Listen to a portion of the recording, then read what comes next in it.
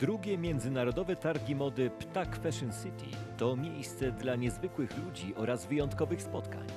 To wspaniały świat biznesu modowego w jednym takim mieście mody w Europie. To szansa na udany biznes, której nie możesz przegapić.